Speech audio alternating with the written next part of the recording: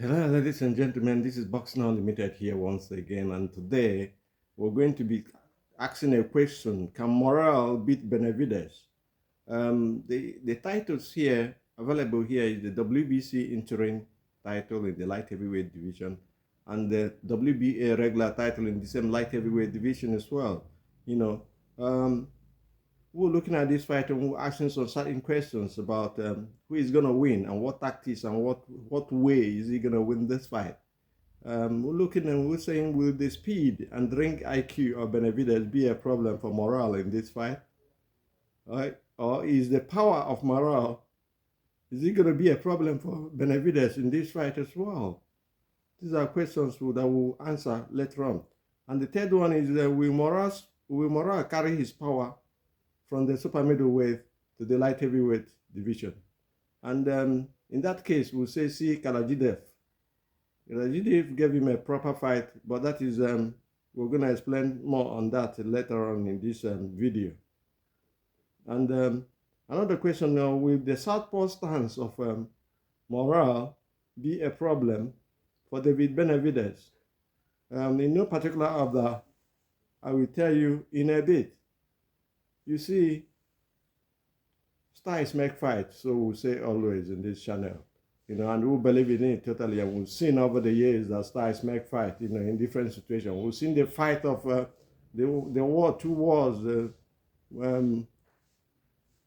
Usyk had with Joshua, and then second one, the Tyson Fury, twice, beating them twice on each occasion because of the styles it comes into the fight with. Having said that, we will say, as Benavidez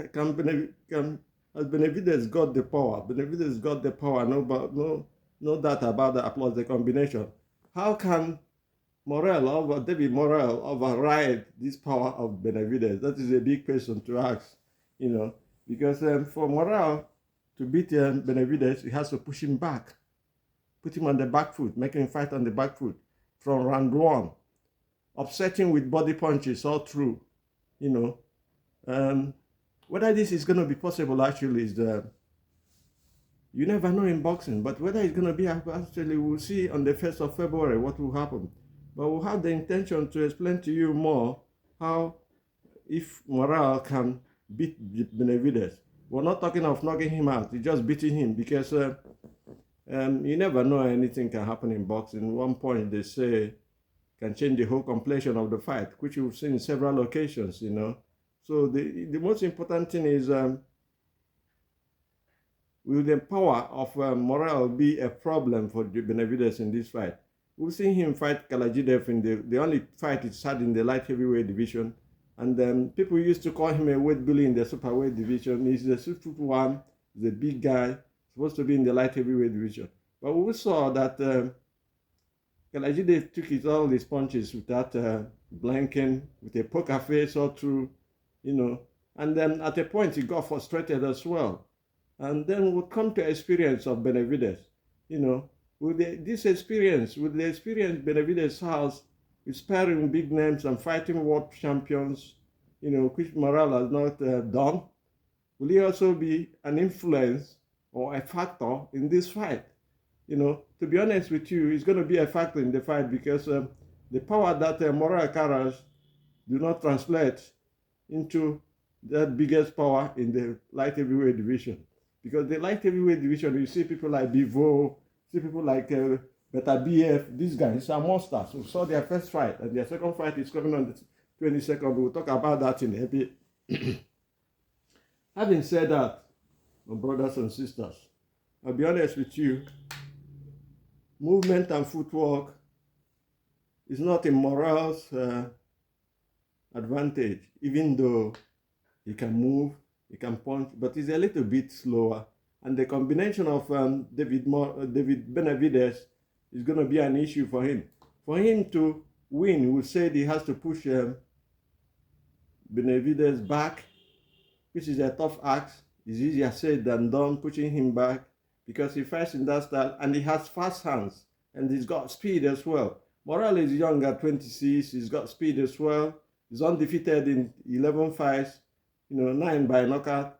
Benavidez as well is undefeated in 26 fights and 24 by knockout. No, 29 fights, sorry, and then 4 by knockout, 24 by knockout. So these guys are unblemished in their CV, no defeat. Somebody's O has to go.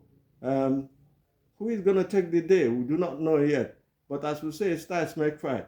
We say the movement and footwork of Morrell can, and the pressure attack of Benavidez, can Morrell be able to unleash and then diminish that kind of movement and stop him from coming from the front foot and make him fight on the back foot? Is it going to be possible for him to do that? We do not know yet until the fight prop on the first day of February, which is 3 weeks from now. So the main thing here is how can Morrell beat Benavidez?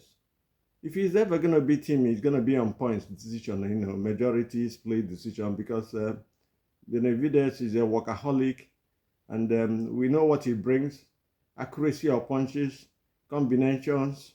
For Morrell to beat Benavidez, he has to push him back, or he has to gauge the gap and the distance and the speed of Benavidez while standing up there, while starting in his face. But whether that is going to be possible in this fight, after seeing Benavidez rock people like Andret, Demetrius Andret, Cleb Plant, Durrell, so many other champions he's beaten before. He's never lost a fight he lost his title because of technical, testing positive to cocaine or what, I don't know. These are young guys with a lot of money. Things happen, Morrell is asked to, this is by the way anyway, Morrell is being asked to take a test always, but I don't know if he's refusing. We're still hoping to hear more from that, and we'll get it back to you when he's ready. You see, this fight is going to be a bumper fight. It's going to be a hell of a fight, so to say. Whoever is going to win is the one who stands on the front foot and uses his work rate and his angles and his boxing IQ. It's going to be very important. It's going to be a joker of a fight. Whoever lands first, might not knock the person out, but it might diminish the power of the other person. The key to winning Benavidez is the body punches. Hurt him on the body, come over to the head, and then push him back, and your work rate will have to be high. But this is easier said than done, because Benavidez is a monster. They don't call him Mexican monster for nothing. He's a thorough fighter. He's been tested. We've seen the accuracy of his punches, his aggressiveness and attitude to fight. So just something, you cannot understand. He loves to fight. And then this fight, we say it's going to be a hell of a fight, because there is animosity attached to it. There's so many things to be said, bragging right and everything, But the Cuban boy, I don't know. I'm asking the question whether it's come too early for him after just 11 fights in the professional rank, and but having had that extensive amateur experience in fights, is going to help him as well. But we're looking at this fight and we're saying, we're calling it. We know that styles make fight, depending on the styles he come with. But for him to beat Benavidez is going to be a tough ask, because of the experience and the power and the combination of punches, that Benavidez produces, and the kind of pressure he brings to the fore. If he comes to a fight, he's going to put you on the back foot, pressurize you, throw combinations, throw hooks, throw uppercuts, body punches. He's got a good left hook to the liver, which is very painful. Whoever is going to win this fight will have to start from the body first, the first stanza of the fight. Why he will do that to win is for him to know to, slow down the other opponent, make his legs tired towards the final rounds, and then we'll see what happens. Having said that, I would say it's a 50-50 fight. Some people say it's not 50-50 fight, but I believe this fight is a 50 fight. It can go anywhere. As we say, styles make fight. And that is the most important thing for us. And then we've seen it happen in several areas. You know, if you underrate your operator, overlook them, you might have a problem during the fight proper. Having said this, we'll say that our time is up here, and wishing everybody a happy new year once again.